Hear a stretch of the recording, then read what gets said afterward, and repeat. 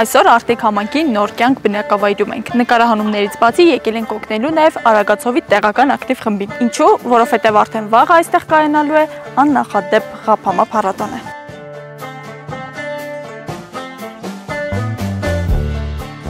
Ես Հերմինեն եմ նոր կյանք գյուղից, մասնակցում եմ կամավորական աշխատանքներին։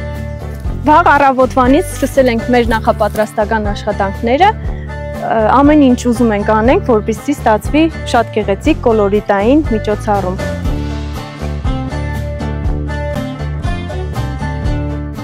Էս ուր տրեմ։ Քթացի մեջ։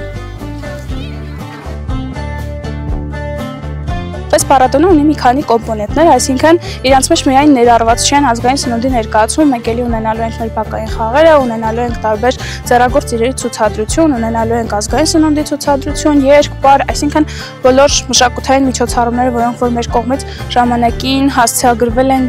գտնվել են ու դրանք ոնց որ հանրայնացվել են, մենք մի հարթակում ուզում ենք